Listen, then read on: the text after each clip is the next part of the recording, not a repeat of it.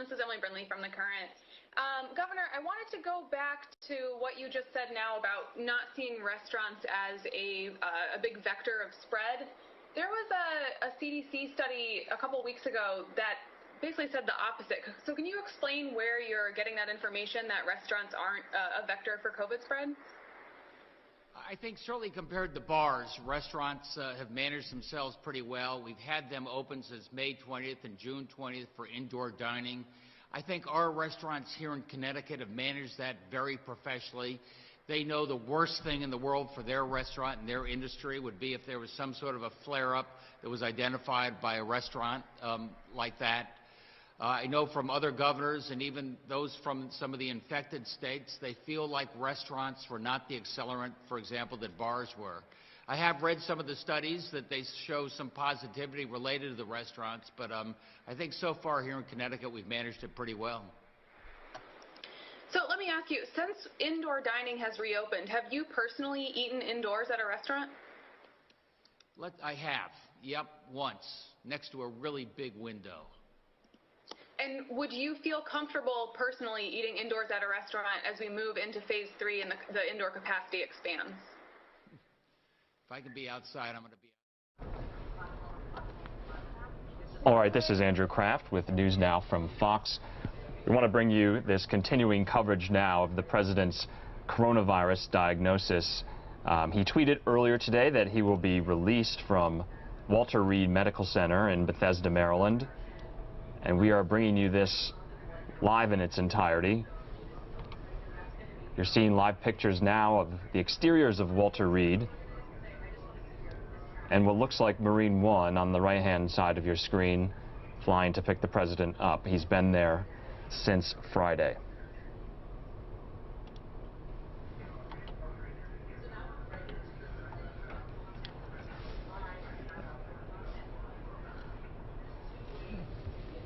And as you know, we've been following this story on NewsNOW ever since it broke late Thursday night that the President and the First Lady were diagnosed with positive cases of the coronavirus. You're seeing now, yep, that is Marine One that will be landing on the lawn of Walter Reed in order to fly the President back to the White House.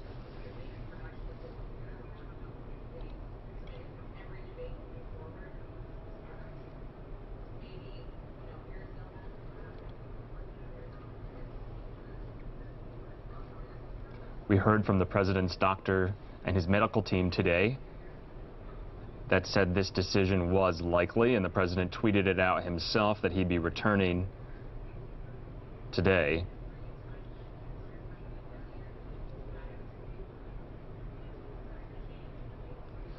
We're getting reports that he'll exit out of the hospital's main doors. You're seeing Marine One in both of these shots land inside the perimeter of Walter Reed there. And we've been seeing these images over the weekend of just hundreds of supporters of the president lining up outside Walter Reed, wishing him well, wishing the First Lady well. But the story has continued throughout this Monday.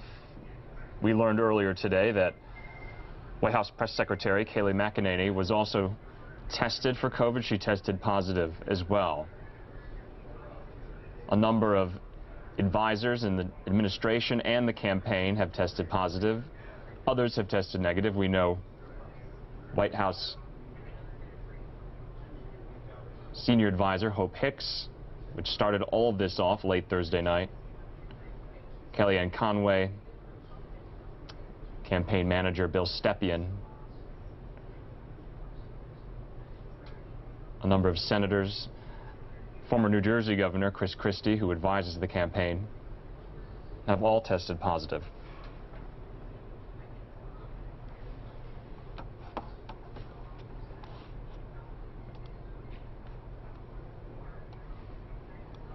Just want to bring up some of the audio on this to see if we can hear anything. And there's the front entrance right there to Walter Reed Hospital that we're getting reports the president will come out of the front entrance.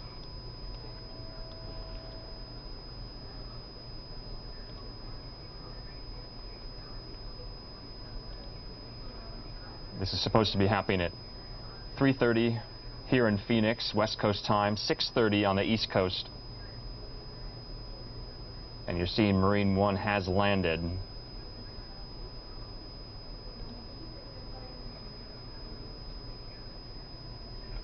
The president was very active on Twitter this morning, a sure sign that he is ready to get back to work. He didn't tweet much Thursday, Friday, or over the weekend.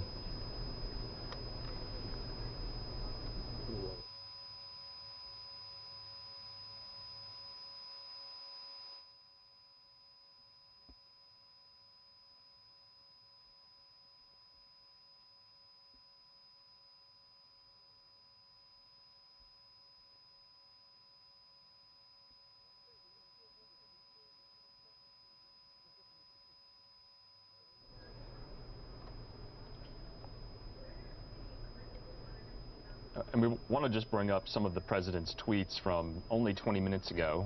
I can read them for you here while I'm bringing them up for our viewers.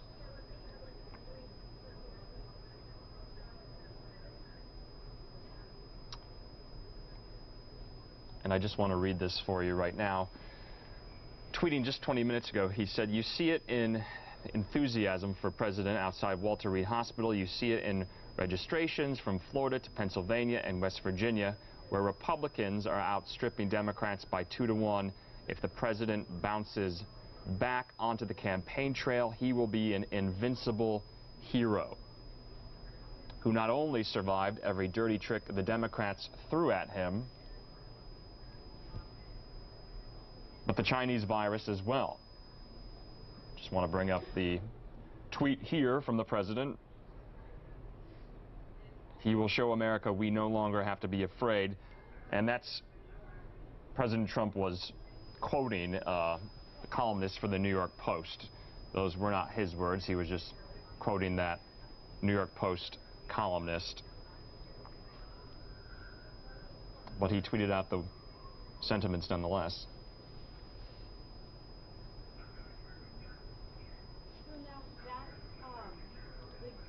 The grid that's showing multiple tweets, that's all based on the feed, or what? And obviously we've been getting reaction on Twitter all day throughout this story. The president's main opponent, his campaign rival Joe Biden, tweeting this earlier today, showing you on the screen here. Now that President Trump is busy tweeting campaign messages, I would ask him to do this. Listen to the scientists, support masks, support mask mandates nationwide. So the president's campaign rival tweeting just before the president will be released from Walter Reed.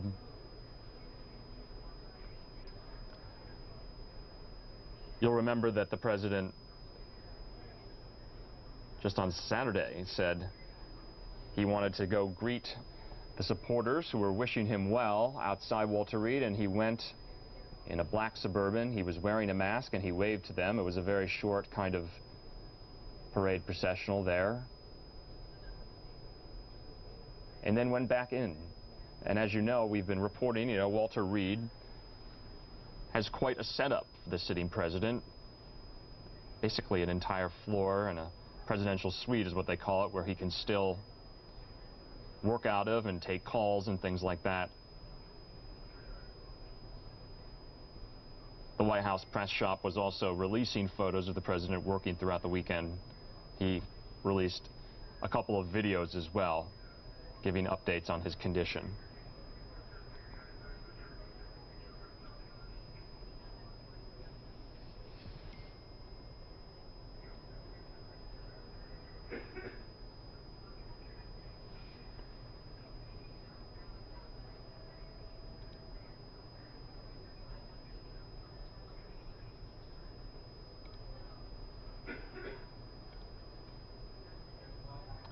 Obviously on everyone's mind is the next presidential debate, October 15th. Will it happen? If it will happen, what will be the precautions taken? That debate is a town hall format where Joe Biden and Donald Trump will be taking questions from audience members. So far, the debate just on Wednesday between Senator Kamala Harris and Vice President Mike Pence is scheduled. It's still going to happen. It's on. They both are in Salt Lake City already. We're getting reporting that the podiums at that debate will have plexiglass separating them.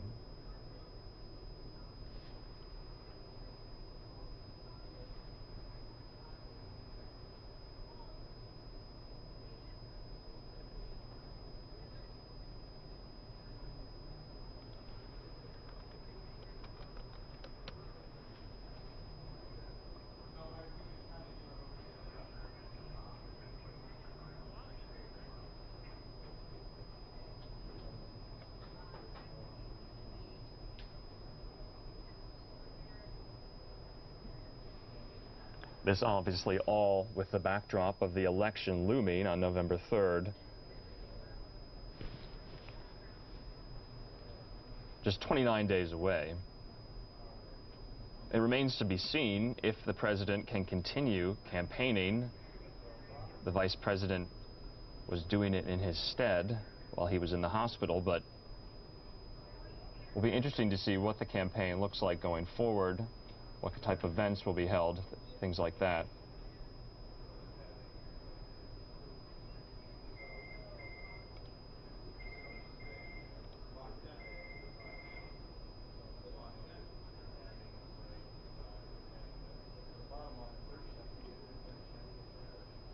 And for those of you just getting up to speed on this story, this is News Now from Fox. I'm Andrew Kraft here in Phoenix, Arizona. It's almost 3:30 on the West Coast. Marine One has landed on the grounds of Walter Reed Medical Facility. The president has been tweeted for just a little over 2 days for his positive coronavirus diagnosis.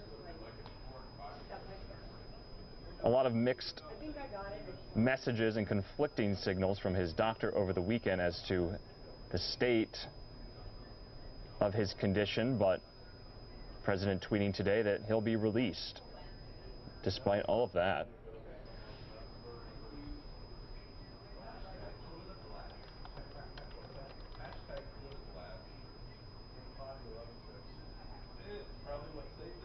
Earlier today, the physician to the president at Walter Reed, Dr. Conley, said he's not out of the woods yet. That's a direct quote.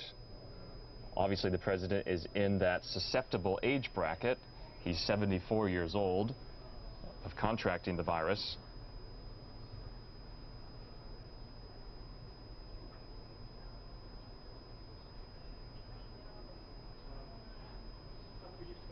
But we also got a window into the treatments that they were administering to the president, kind of this antibody cocktail. That was their words.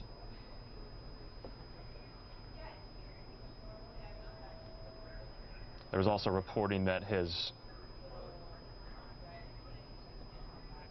oxygen levels had decreased somewhat dramatically, and before heading to Walter Reed on Friday that he was put on oxygen momentarily.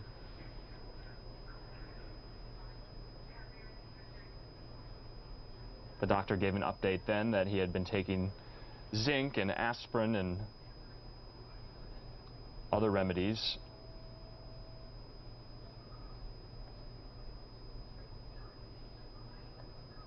But the president tweeted earlier today that this was happening at 6:30 Eastern, so we should be seeing him momentarily.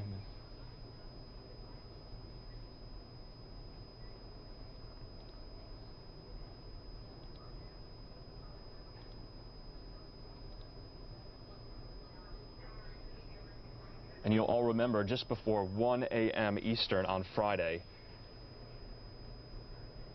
the president tweeted that he and the First Lady had tested positive for the coronavirus.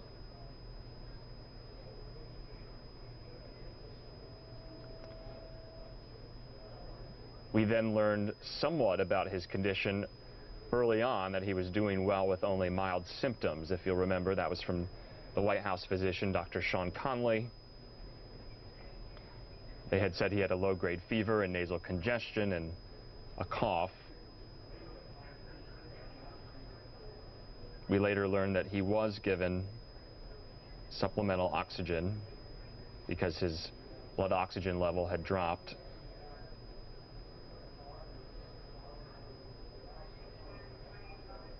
This was all before heading to Walter Reed, mind you. And the president is also getting a lot of experimental therapies, including a 5-day course of that antiviral drug I'm sure some of you have heard of called remdesivir.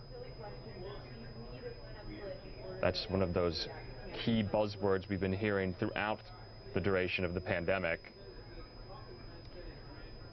On Saturday, Dr. Conley briefed reporters again, and that's where some of these mixed signals about the timeline of when the president tested positive took effect. He was given dexamethasone, which is a steroid, in order to increase oxygen in the blood. Throughout, the president has remained in good spirits. As I said, we saw a couple of video messages on his Twitter account saying he was starting to feel well and thanking the doctors at Walter Reed. Kind of like a picture-in-picture. Yesterday we heard he was up and around and out of bed as much as possible.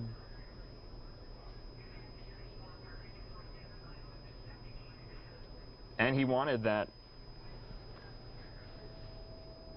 I don't want to call it a photo op, but he wanted that hospital exit in the SUV yesterday, waving to his supporters. So and that was a very, very brief moment. He was wearing a mask, he waved, and then it was over. And then he was back in Walter Reed.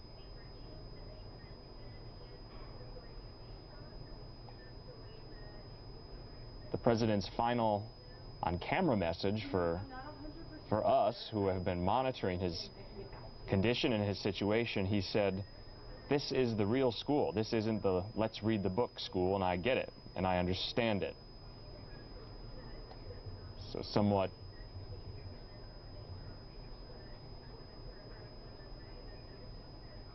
acknowledging to his supporters and his base and the rest of the public that he understands how serious COVID is.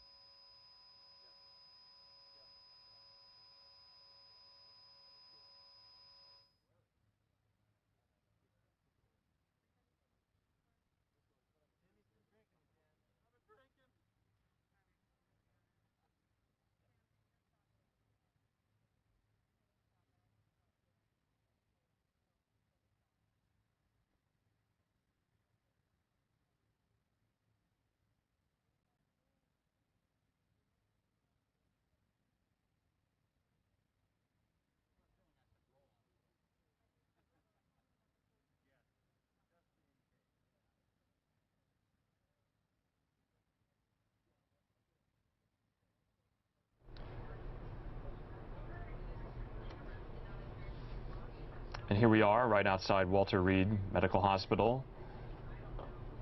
We're trying to get queued up for you Dr. Conley's update from earlier today, and we'll play that before this all happens, the release.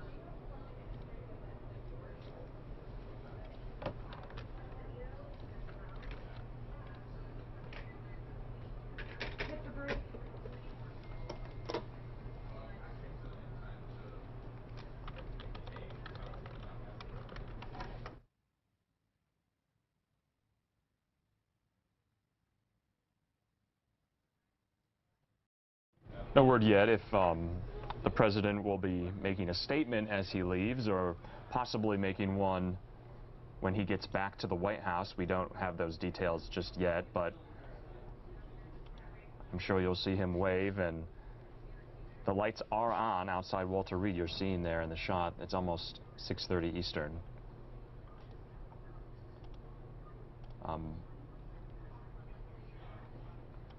But let's play for you that update from his medical team earlier today while we await the president's release from Walter Reed.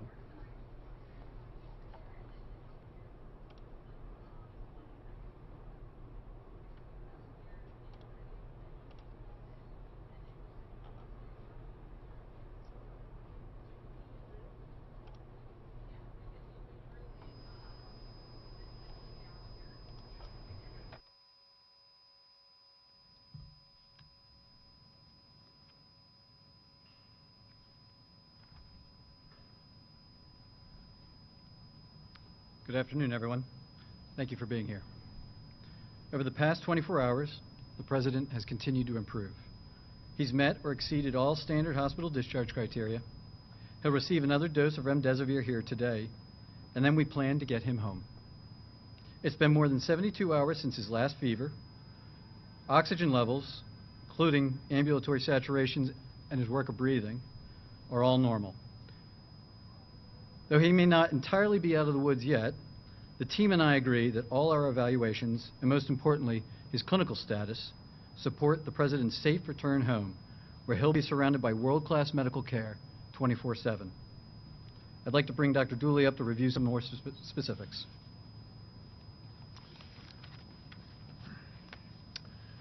Good afternoon. Just a brief update this morning. As Dr. Connolly mentioned, the President continues to do very well. His vital signs this morning were notable for a temperature of 98.1. His blood pressure was 134/78. A respiratory rate of 17 respirations per minute. His heart rate was 68 beats per minute. And his last oxyhemoglobin saturation was 97% on room air. He currently does not endorse any respiratory complaints. And aside from our evaluation with the multidisciplinary team this morning, has maintained a full schedule, ambulating and working on the White House medical unit. I'll now turn it over to Dr. Garibaldi to again discuss therapeutics. Thanks.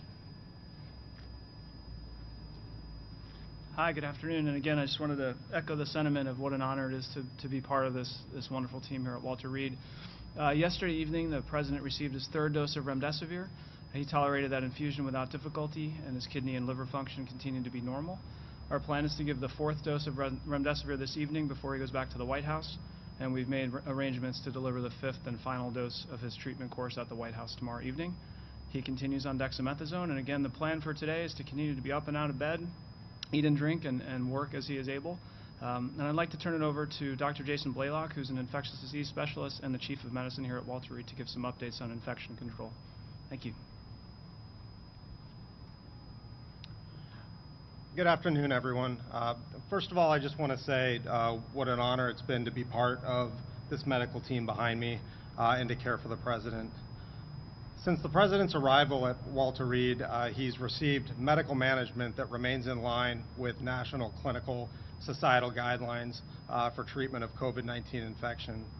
In addition, both myself and Dr. Wes Campbell have worked very closely with various laboratories in the area, state-of-the-art facilities to include USAMRIID and RARE on obtaining advanced diagnostic testing to really inform the White House medical team of both the status of the President as well as his ability to transmit virus to others. Also, we have worked very closely with the Walter Reed team to ensure that we are looking very closely at infection control prevention strategies and the right posture so that the President can safely return to his residence. And with that, I'm going to turn it over to Dr. Conley, who will answer any final questions. Thanks, Jason. I mentioned it Saturday, but I'd like to reiterate myself just how grateful the President and I are to the men and women of Walter Reed, our colleagues at Johns Hopkins, as well as the many federal, private institutions that we've received support from. And so long as everything continues on the track that we're that we're experiencing right now, this time, as the President already tweeted out, is to get him home later today. With that, I'll take a couple questions. He discharged back to the White House when he was given steroids. You've said that he's still on those steroids. Those are medicines, as you know, that are usually given to COVID patients who are on ventilators or with low oxygen. So did you over-treat him? And if he's still on that medication, how is it safe for him to return to the White House? So we send patients home with medications all the time. In fact, yesterday afternoon, he probably met most of his discharge requirements safely from the hospital. And he's returning to a facility, the White House Medical Unit, that's staffed 24/7, top-notch physicians, nurses, PAs, logisticians, and the unit here, the team here behind me is going to continue to support us in that nature. Yes? What infection control measures are you taking? And how was it safe for him to drive around in a cloth mask yesterday? And how is it safe for him now to return to the White House where there have been so many cases? How's any of this safe? So the President has been surrounded by medical and security staff for days wearing full PPE. And yesterday, the U.S. Secret Service agents were in that same level of PPE for a very short period of time. We've worked with our infectious disease experts to make some recommendations for how to keep everything safe down at the White House for the President and those around him. We're looking at where he's going to be able to carry out his duties, office space, and I'll just say that it's in line with everything we've been doing upstairs for the last several days. Can you tell us, please, on testing, can you tell us when he had his last negative test? Was it Thursday? Was it Wednesday? Do you remember when he had his last negative test? I don't want to go backwards. Contact tracing for people who are around him to know I understand. when he The contact tracing, as I understand it, is being done. I'm not involved in that. So. Why did you begin the reclamation that you leave, or was this something he pushed for? No. So we try to get patients home and out of the hospital as quickly as is safe and reasonable. Every day a patient stays in the hospital unnecessarily is a risk to themselves. And right now there's nothing that's being done upstairs here that we can't safely conduct down home. You said that 7 to 10 days was a window that you'd be concerned about. I don't think we're there yet. So do you have concerns about potential worsening or reversal, and what are your plans for addressing that if it were to happen? You're absolutely right, and that's why we all remain cautiously optimistic and on guard because we're in a bit of uncharted territory when it comes to a patient that received the therapies he has so early in the course. All right, we just got a 2-minute warning from the President. He'll be coming out momentarily from Walter Reed. We're going to bring up the audio on this shot just to see if he says anything, if he addresses the White House pool, or if there are any well-wishers or bystanders by.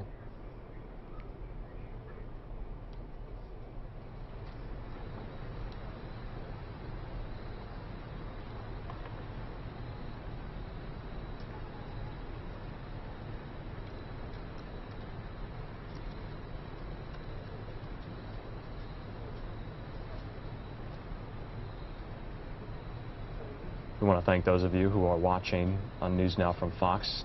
This is Andrew Kraft.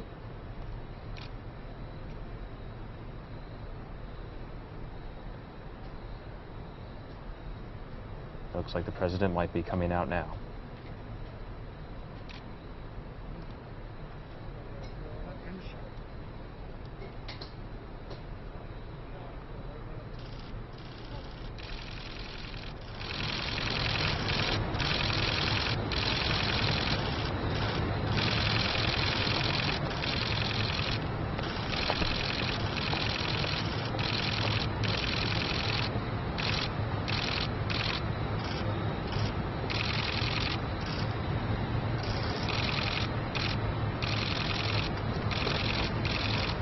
Mr. President, how many staff are sick?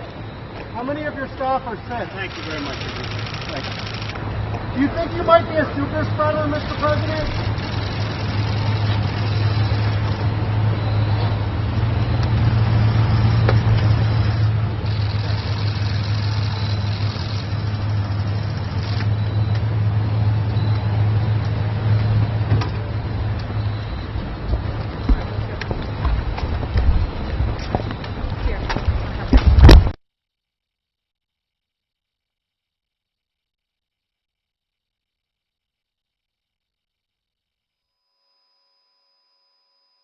All right, you just saw President Trump leave Walter Reed Hospital.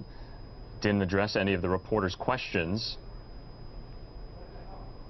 Giving a thumbs up, a waving, walking to the black Suburban.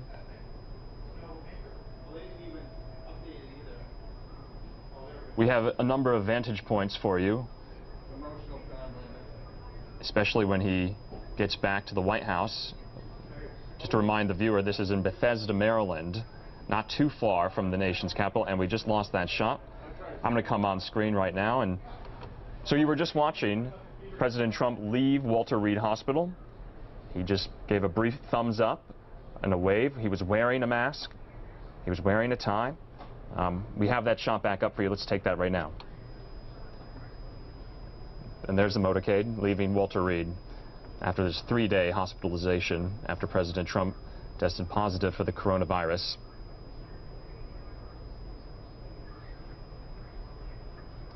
The motorcade will be going to Marine One on the grounds of Walter Reed. We have a shot of Marine One for you. Let's take that now.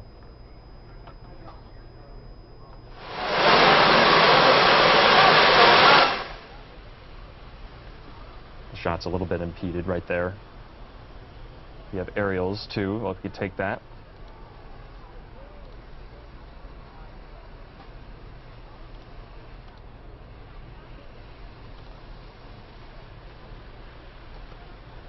And we have 2 vantage points for you there. The motorcade and Marine One. I believe there's a Trump-Pence flag maybe blocking that camera on the left-hand side of your screen.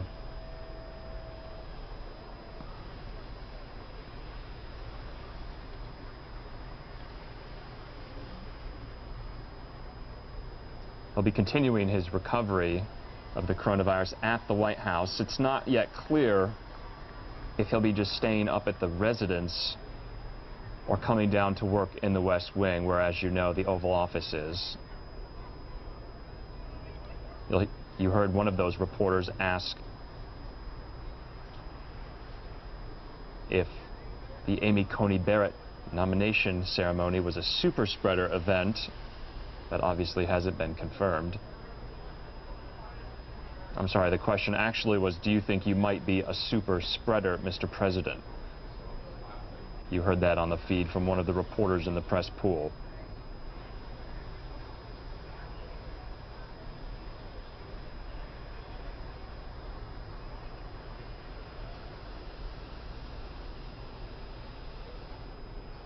And as you know, it's just a short flight from Walter Reed to the White House.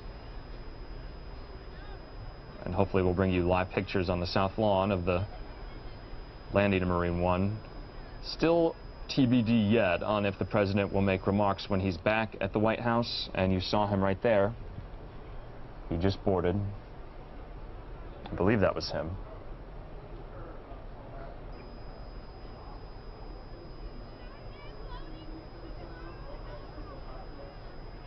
You can kind of hear the hundreds of supporters there outside Walter Reed who have been there over the weekend wishing the president well. And we have another shot. Let's take that full. Maybe we can hear a little bit. To someone else as far as being contagious, but also there's essentially 10 days by the CDC. If that all goes well, it is possible that this president could be at the next presidential debate, which is scheduled for Miami on October 15th. Sure. You know, look, to Secretary Bennett's point, it is clear that this administration and this campaign have to do a better job of taking this seriously. The optics here are going to matter so much. It seems incredible, given all of the risky behaviors that they've engaged in over time with the rallies and the stuff, that there hasn't been an outbreak before. Now it's here, and as they move forward, they have to be deliberate and serious about an issue that is the #1 concern of American voters this cycle. It's great to say I'm back and I'm tough and I beat Corona, and that's fine for his base, and that's good news for the country and for him and for everybody else. But if they can't shape up on this subject, if they can't do better in dealing with this, they will be punished by voters for sure. Let's bring back our Chief White House Correspondent, John Roberts. He's standing by. John, your thoughts as we see these images from Walter Reed? Well, I think it speaks to the tenacity and the forcefulness of this president. I mean, he really can be an irresistible force when he wants to be. Just ask anyone who's ever worked for him. This is probably, according to Donald Trump Jr., the longest that he has ever been in a hospital in his entire life. He clearly didn't want to be there 1 second longer than he had to be and wanted to get back to the White House as quickly as possible. The big question is, and Chris was talking about this just a second ago, when can he get back out there on the campaign trail? Can he make the second debate less than 2 weeks from now? If the president tests negative 3 times before then, he should be cleared to be able to go. And an interesting thing from a medical perspective as well is typically we don't see people go to the hospital until they have fulminant disease and they really need to be in the hospital to be taken care of. Dr. Sean Conley saw a couple of troubling indications in the first few hours after the president's positive test and literally threw the entire arsenal of pharmacological products at the president to try to keep that viral load down, to try to keep him breathing as well as he could. And so here we have a really interesting test case that if you first get a positive test of coronavirus and you throw everything, including the kitchen sink, at it, can you shrink that period of time that people have disease down to a very short period? I mean, the president was barely in the hospital for 3 24-hour periods when he's back out again. So it'll be interesting to see going forward now. And as you pointed out, Brett, the White House has a fully operational medical unit that can take care of him. How soon will he be back out on the road?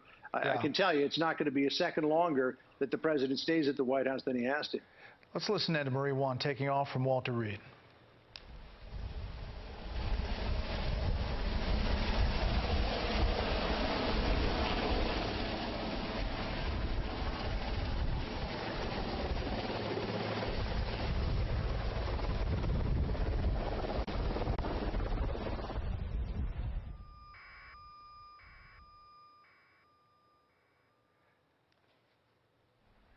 It's a short flight from Bethesda to the White House.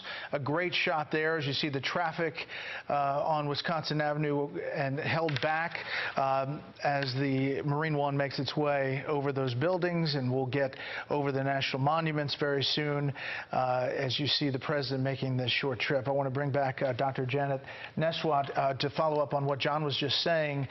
Doctor, the thought of throwing everything at a patient, it's obviously the President of the United States, but it is an interesting test case. Yeah, Brett, this is just so beautiful to see that our president, he is on the path to recovery. He actually wasn't given everything, that was out of the standard of care. He was given the standard of care. The only thing that was different was he received Regeneron. But everything else is what anybody who's hospitalized would receive, other than maybe the Peptid, the famotidine, the remdesivir, the dexamethasone, the zinc, the vitamin D. If you were to be hospitalized and you met the criteria, you would receive all of that except for the monoclonal antibodies. But you might receive convalescent plasma, which is similar. Both are antibodies. But it's great to see our president recovering. He is not in the clear yet. There's a phase called the hyperinflammatory immune response phase, which we usually see around between 7 to 10 days. So he has to continue to be watched and monitored closely, including his oxygen level to make sure it doesn't dip below the 90s, make sure he doesn't develop fever or respiratory distress.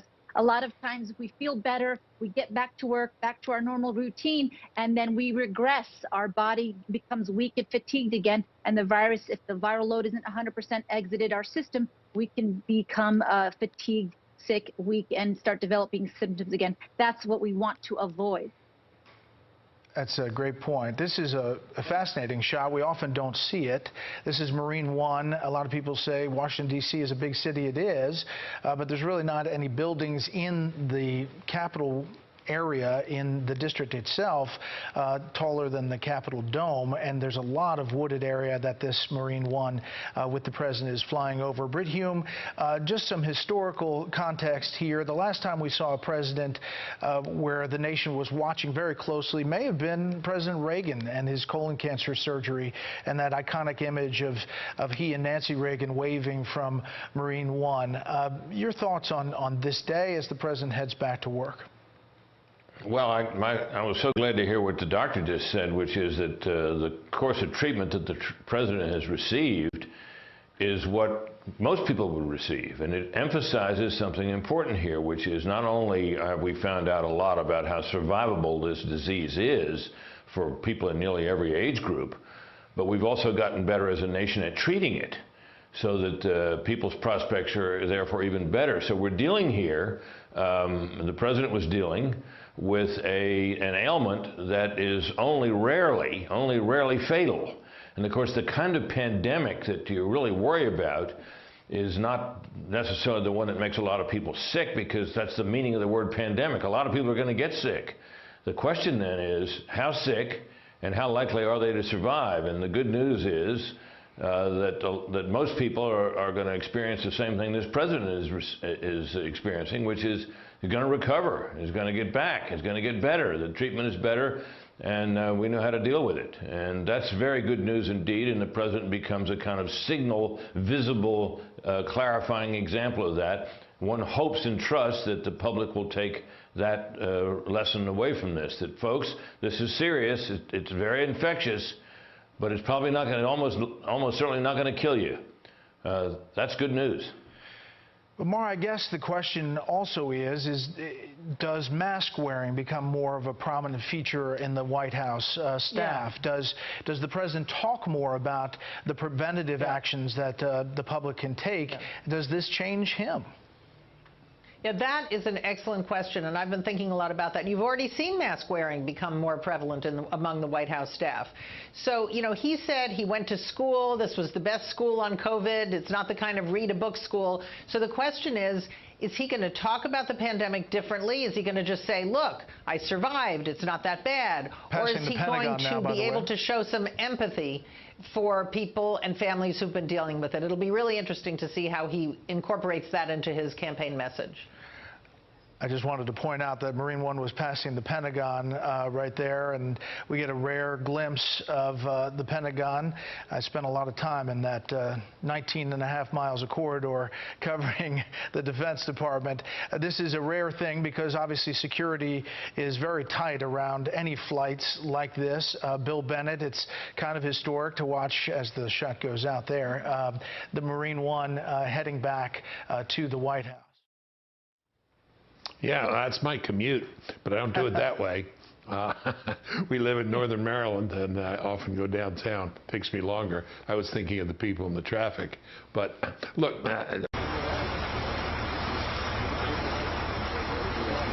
it's the medical issue, right? You got to confront this seriously, show you're taking it seriously, show empathy, show you understand. But there's also the question of morale, national morale. You know, after 9/11, we said, let's roll. When this thing hit, a lot of Americans said, because they were overwhelmed with bad news, you know, let's go roll up in a ball. Let's go inside, hide under the bed. And what the president needs to appeal to, the only way he can win, is that sense of national morale. What does it mean when something like this strikes Americans? I remember when I was in college, I remember the French poet Baudelaire wrote, many people believe life is a hospital in which each of us believes we'll feel better if we go to another bed. Very French, very existential, not very American. That's not the way we think here. We think that things are going to get better. We can take things in stride, take them seriously, but keep your head up and keep moving forward. Let's listen in as Marine One lands on the south lawn of the White House. President Trump returning. He left Friday, and he's returning today, still under medical watch. Let's listen in. Now he's going home with the most serious period of COVID-19 activity. But as always, he prefers to get sick.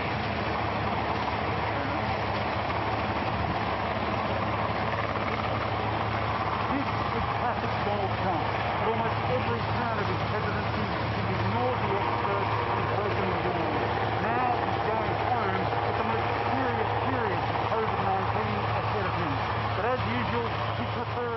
This is also a shot we don't often see. It's from across the road. You can hear a reporter in the background talking.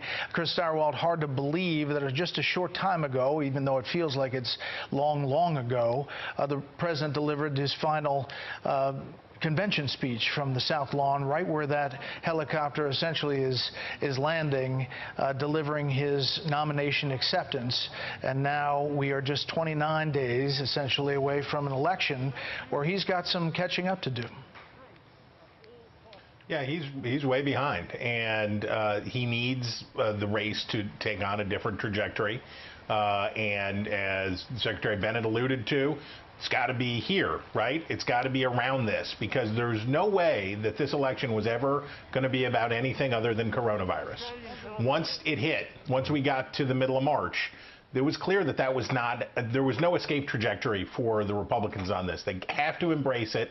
They have to say that they have the better plan and the better way to go. This does offer Trump and his campaign and Republicans an inflection point where they can start talking about this differently due to the president's experience. This is a do-over to a certain extent if they want to make it one. Britt, you know, the press pool is gathered there to watch the president walk off, and we'll eventually have that tape as he makes his way back into the White House. Your thoughts on these final days before this election? Well, I think Chris is right. The president's behind. It would be, he does need the trajectory of the race to change in his favor. We saw some earlier tightening back, in September and a little before that even. Lately, the margin in many polls, at least, seems to have widened a bit. Races tend to tighten in the closing week, so the question we'll have to face observing this is whether the tightening means that the overall race is really changing, or whether we're just having the normal tightening you see at the close of an election. It would certainly be interesting. It's going to be very interesting to see how the president addresses this question. I'm skeptical that he and his party can do a big turnaround and start getting all grave and worried and newly worried about the coronavirus. I think the president. We're just taking there.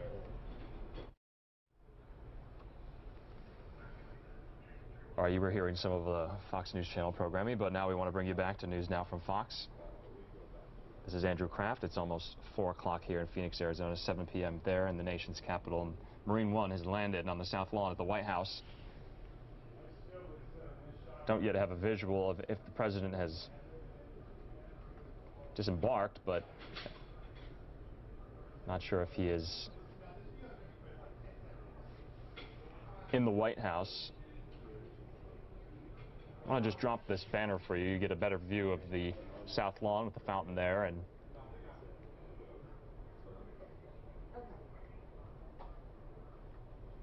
hopefully we'll have the press pool maybe do a playback of any comments that they may have gotten as the president got off Marine One and went into the White House. No word yet on if he will be quarantining just up in the residence or coming down to work in the West Wing where the Oval Office is.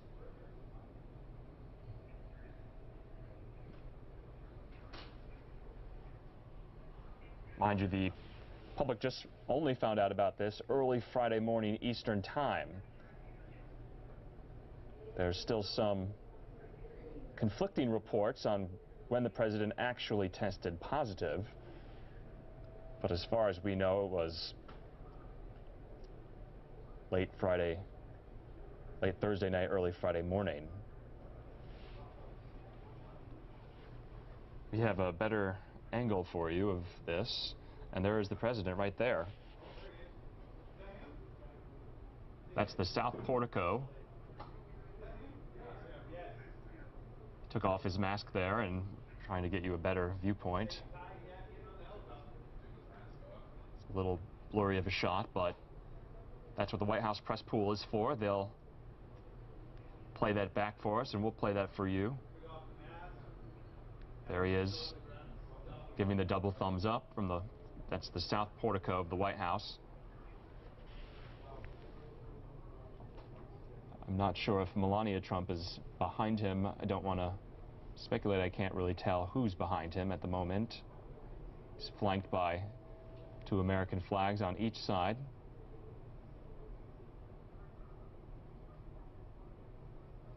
Obviously, this is the president who wants to project a strong recovery of his COVID case. There he is saluting. Still don't have a very close-up shot for you, but we will get that.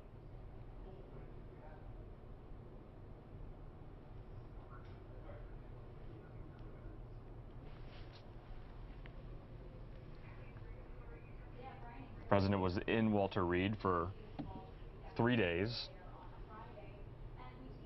and Marine One is taking back off. And there you have it. President Trump has left Walter Reed Hospital. He's now at the White House after 3 days there being treated for his COVID-19 positive diagnosis. NewsNOW from Fox had the entire live coverage of that story. Thursday night, Friday night.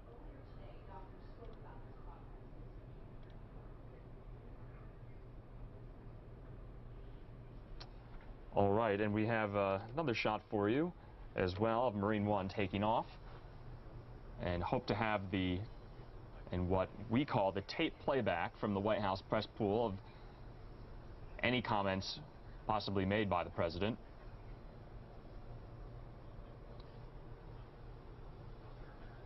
Getting a very beautiful view of the south lawn of the White House, 7 p.m. Eastern there, just before dark, at dusk.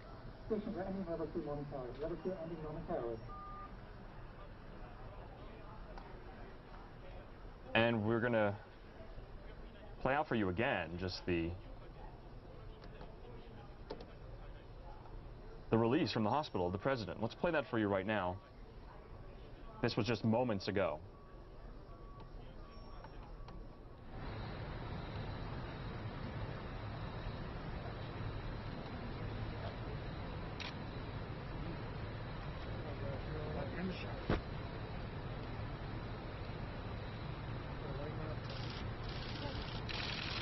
Just moments ago, you're seeing the president there leave Walter Reed.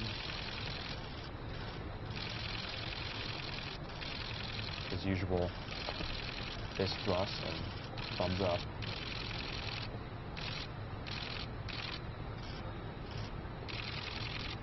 Chief of Staff Mark Meadows behind him. Mr. President, how many staff are sick? How many of your staff are sick? Thank you very much. Thank you. Do you think you might be a super spreader, Mr. President?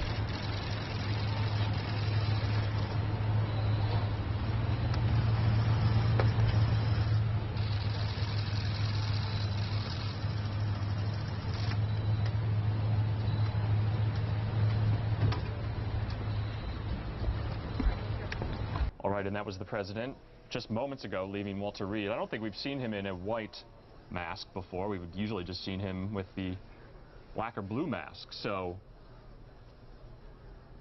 the president there now resting comfortably at the White House.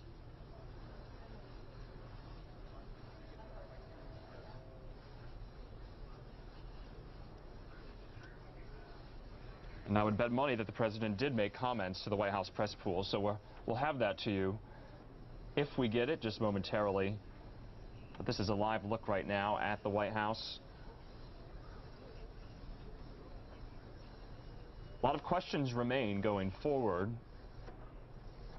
There's that pre-scheduled October 15th debate, the second debate between he and Joe Biden. Will it take place? If it does, what will it look like? It's supposed to be a town hall format with audience members asking questions. The election is only 29 days away. What will campaigning look like for President Trump going forward remains to be seen. The Vice President, Mike Pence, was campaigning in his stead during the duration of his stay at Walter Reed. The Vice President and his wife, Karen, the Second Lady, are now in Salt Lake City for his debate against Senator Kamala Harris on Wednesday at the University of Utah. All right, in the meantime, while we get that,